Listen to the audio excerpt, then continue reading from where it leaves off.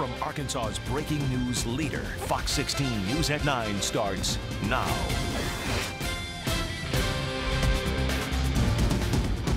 Tonight, presidential candidate Mitt Romney pulled in more than $2 million for his campaign with several private fundraising events in Little Rock.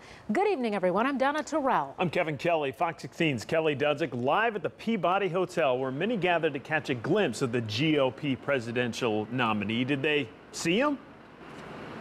Kevin and Donna, very few people caught that glimpse of Mitt Romney tonight. We never saw him, and that's because the Secret Service and police protected him very well as he made millions for his campaign. Former Governor Mitt Romney arrived in Little Rock this afternoon ahead of schedule to attend several private fundraising events at 2 Little Rock hotels. I've been bugging the campaign, and a lot of us have, for a while to make sure that they considered Arkansas. GOP supporters paid anywhere from $2,500 to hear Romney speak to $25,000 to eat dinner with him at the Capitol Hotel. You got to have money to buy ads on your television station. And there's a lot of that going on in these other states. Tonight, the Romney campaign also attracted supporters unable to pay the price to see their candidate, and protesters upset with the Republicans' stance on several issues like the DREAM Act for immigrants. If you could talk to Mitt Romney tonight, I know you won't get a chance. No. What would you say to him? I would remind him of his Mexican father, who was actually born in Chihuahua, Mexico, and remind him that he's from immigrants' descendant too. And tell him that, you know, he's being very hypocritical. The 250 people who paid to hear Romney speak heard him say he will work to restore energy independence, fix schools, the deficit, and get rid of Obamacare. People coming out of the Peabody and the Capitol tonight did not really want to talk to the media, but I did catch up with Congressman Tim Griffin after he went to that very expensive dinner, and I'll let you know what he had to say coming up tonight on Fox 16 News at 10. Live in Little Rock, Kelly Dudzik, Fox 16 News. Kelly, as you know, as it stands right now, the race is pretty close right now, and Romney is ahead when it comes to fundraising, but a lot of the political experts are saying Romney's going to take the state of Arkansas easily. So is there any word that if he might come back before the November election? You're right, Kevin. It's not expected to be close at all here, and people are wondering, will Romney come back here to do a public event before November? A lot of people are telling me that's probably not going to happen because Arkansas just is not a swing state. Good point. Kelly Dudzik live in Little Rock tonight. Thanks. The Democratic Party of Arkansas, meanwhile, is responding to Romney's visit. The party released this statement today. Clearly, Mitt Romney is so out of touch that he's only interested in meeting with the super wealthy instead of listening to the needs of everyday Arkansans. The statement went on to say, it's no wonder the Romney campaign is clearly keeping Paul Ryan away from Arkansas because of his plan to turn Medicare into a voucher system, which would devastate Arkansas seniors and families, end quote. So we would love to hear from you. What do you have to say about this? Do you agree or disagree with the state Democratic Party? And what are your thoughts about the big Romney fundraisers? You can go to fox16.com, click on Rants and Raves, or pick up the phone and call that number right there, 217-4416. Then be sure to watch Fox 16 News at 10 to see if your rant or rave is used.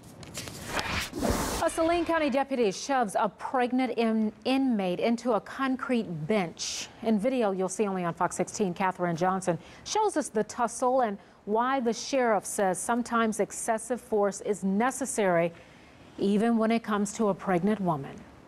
This jail surveillance video obtained through a Freedom of Information Act request shows a deputy slamming a pregnant inmate onto a concrete bench inside a Saline County jail cell. I didn't send you an invitation, but you're in my house, and you will abide by my rules. Sheriff Bruce Pennington says excessive force is a last resort and only used when a deputy is prompted.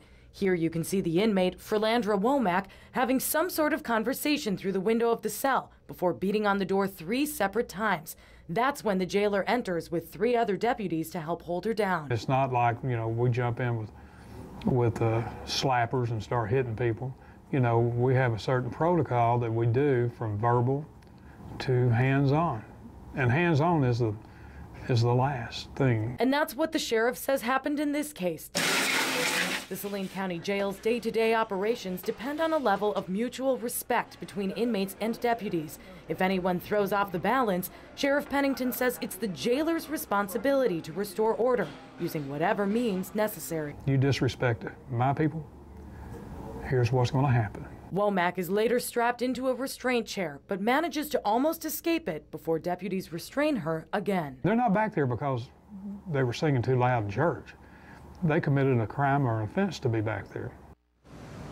Now, no formal complaint was filed in this case, so the jail is not conducting an investigation into the deputy's behavior. Okay, so what was Womack doing in there in the first place? And was she considered dangerous? The video shows her pounding on the door of the jail cell multiple times over and over again. She's screaming through the door.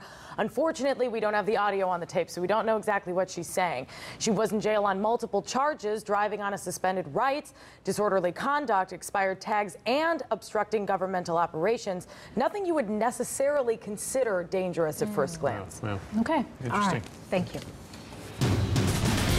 Now, Arkansas's certified most accurate forecast with meteorologist Chad Garneau. This Wednesday was a little hot, just a little bit.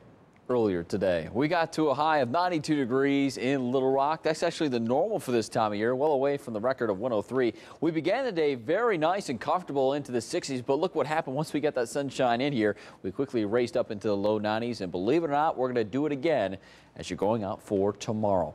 Here's a look at some other daytime highs across the state. It got to 96 in Russellville. 97 was the high in Searcy.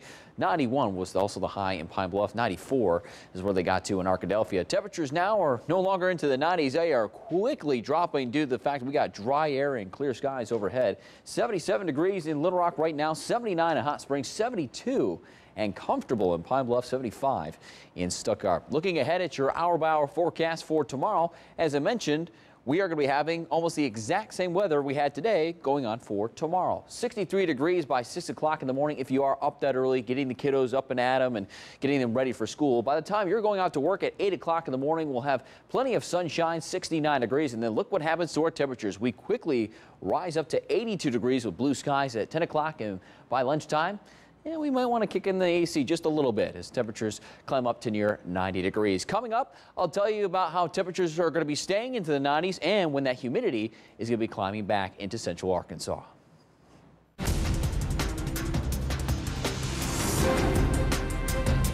The Arkansas Department of Health confirms the first death from West Nile virus in the state. So far this year, 15 cases have been reported. Now, across the country, this is the highest number of reported cases since the virus was first detected.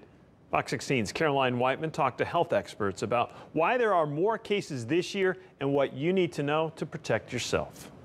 The first death from West Nile virus in Arkansas has been reported, but the Arkansas Department of Health isn't saying where. The important thing to know is we have West Nile virus all across the state. The virus does pose very serious health problems, but the Department of Health says location doesn't matter. Why can't you tell us where these cases are popping up?